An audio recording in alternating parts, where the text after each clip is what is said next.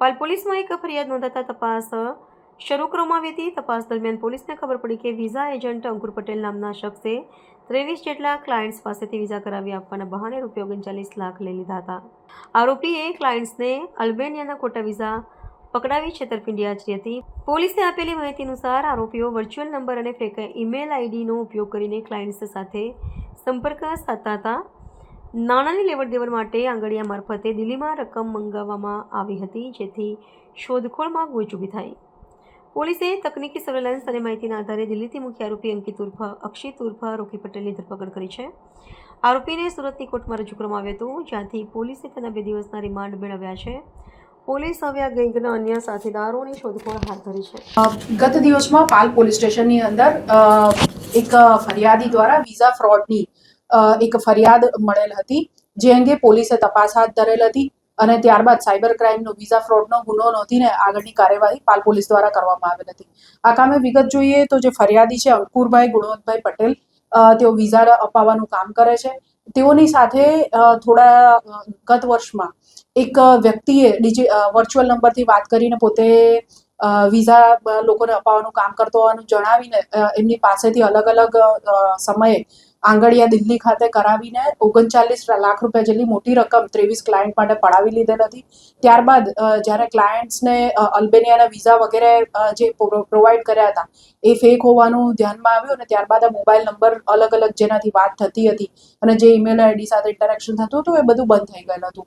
આ બાબતે ચાલુ વર્ષે પોલીસને ફરિયાદ મળતા તેઓએ આમાં ટેકનિકલ ઇન્વેસ્ટિગેશન કરીને દિલ્હી ખાતેથી આ વિઝા ફ્રોડ કરતા આરોપીઓની ગેંગનો પર્દાફાશ કર્યો છે અને એમાંથી એક આરોપીને દિલ્હી ખાતેથી પકડી પાડ્યો છે.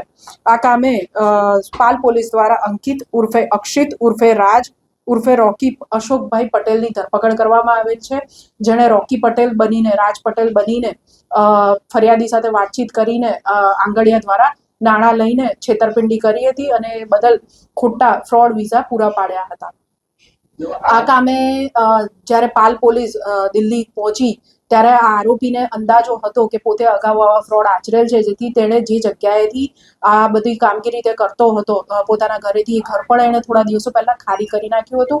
પરંતુ પાલ પોલીસે સમય સંજોગ જોઈ અને ત્યાં ગાડી જે આજુબાજુ જે રિસોર્સિસ મળ્યા એના આધારે ખૂબ મહેનત કરીને પણ એના જે નવા સરનામે વગેરે પહોંચીને ટ્રિક્સ વાપરીને પણ એને પકડી પાડેલ છે.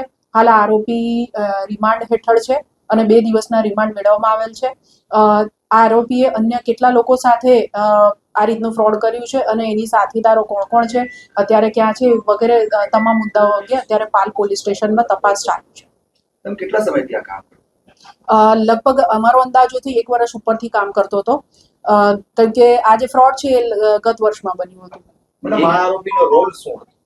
આ આરોપી જેમ મેં આગળ કીધું કે રોકી પટેલ કે રાજ પટેલ બનીને જે અંકિત છે એ અલગ અલગ વર્ચ્યુઅલ નંબરથી ને અલગ અલગ મેલ આઈડી બનાવીને લોકોનો સંપર્ક સાધતો હતો. અહીંયા જે ફરિયાદી છે એમનો તે વોટ્સઅપ મારફતે સંપર્ક સાધેલો હતો અને એ પ્રમાણે એ પૈસા મંગાવતો હતો કે હું તમને વિઝા કરાવી આપીશ અને ત્યાર પછી ફ્રોડ એટલે કે ફેક વિઝા આપતો હતો, જે પોલીસ દ્વારા તપાસમાં અને ફરિયાદી દ્વારા પણ જ્યારે અલ્બેનિયાની એમ્બેસીને વેરિફિકેશન માટે મોકલવામાં આવ્યું ત્યારે ત્યાંથી જવાબ આવ્યો કે આ ફરજી વિઝા છે.